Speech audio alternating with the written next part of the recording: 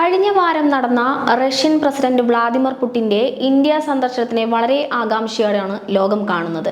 ഇരു രാജ്യങ്ങളും തമ്മിലുള്ള സഹകരണത്തിന്റെ സന്ദേശം പകർന്നു നൽകിയ സന്ദർശനം ഇന്ത്യയിൽ ഉണ്ടാക്കുന്ന മാറ്റങ്ങൾ ഏതൊക്കെയായിരിക്കുമെന്നതാണ് പ്രധാനം.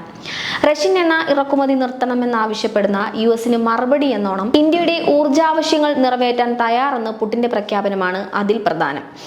എണ്ണ, കൽക്കരി, വാതകം എന്നിവ മുടക്കമില്ലാതെ നൽകാൻ തയ്യാറെന്നും പുടിൻ പറഞ്ഞു. 2030 വരെയുള്ള സമഗ്ര സാമ്പത്തിക സഹകരണത്തിനുള്ള റോഡ് മാപ്പ് പുറത്തിറക്കി ഇന്ത്യൻ സൈന്യത്തെ ആധുനികവൽക്കരിക്കാനും ആയുധവൽക്കരിക്കാനുമുള്ള സഹായം തുടരുമെന്നും റഷ്യൻ പ്രസിഡന്റ് പറഞ്ഞു. തമിഴ്നാട്ടിലെ കുടംകുളത്തെ ആണവ നിലയം പൂർണ്ണശേഷിയിലേക്ക് ഉയർത്താനുള്ള പുടിന്റെ പ്രഖ്യാപനം ഊർജ്ജ രംഗത്ത് പുതിയ വഴിത്തിരിവാവുകയാണ്.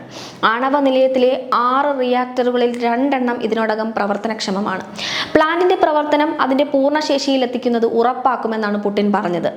കഴിഞ്ഞ വാരം ലോകത്തെ ഞെട്ടിച്ച മറ്റൊരു സംഭവമായിരുന്നു പാകിസ്ഥാന്റെ പുതിയ ചീഫ് ഓഫ് ഡിഫൻസ് ഫോഴ്സായി അസീം മുനീറിനെ നിയമിച്ചത്. രാജ്യത്തെ പ്രസിഡന്റിന് തുല്യമായ നിയമപരിരക്ഷയും കുറ്റവിചാരണയിൽ നിന്ന് ആജീവനാന്ത പ്രതിരോധ ശേഷിയും പുതിയ പദവിയിലൂടെ അസീം മുനീറിന് ലഭിക്കും. ഇതോടെ രാജ്യത്തിന്റെ ചരിത്രത്തിലെ ഏറ്റവും ശക്തനായ സൈനിക മേധാവിയായി മാറിയിരിക്കുകയാണ് അസീം മുനീർ.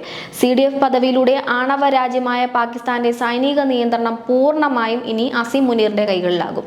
കര, നാവിക, വ്യോമസേനകളുടെ സംയുക്ത സൈനിക മേധാവി സ്ഥാനത്തിനു പുറമെ പാകിസ്ഥാന്റെ ആണവായുധങ്ങളുടെ നിയന്ത്രണവും അസീം മുനീറിന്റെ കയ്യിലാണ്. ദക്ഷിണ കൊറിയയിൽ ലീ ജെ-യങ് അധികാരമേറ്റതോടെ ഉത്തര കൊറിയയുമായുള്ള തർക്കങ്ങൾക്ക് മഞ്ഞുരുകുന്നതാണ് കഴിഞ്ഞ വാരത്തിൽ കണ്ടത്. ഉത്തര കൊറിയയോട് മാപ്പ് പറയുന്നത് പരിഗണനയിലാണെന്നായിരുന്നു ദക്ഷിണ കൊറിയൻ പ്രസിഡന്റ് ലീ ജെ-യങ്ങിന്റെ പ്രഖ്യാപനം.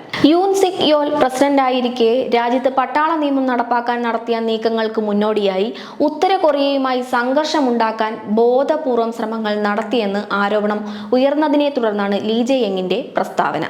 സംഘർഷമുണ്ടാക്കാൻ മനഃപൂർവ്വം ശ്രമമുണ്ടായോ എന്ന് തെളിയിക്കപ്പെടേണ്ടതുണ്ടെങ്കിലും മാപ്പ് പറയാനാണ് വ്യക്തിപരമായി ഇഷ്ടപ്പെടുന്നതെന്ന് യങ്ങിന്റെ പ്രഖ്യാപനത്തെ പ്രതീക്ഷയോടെയാണ് ലോകം കാണുന്നത്.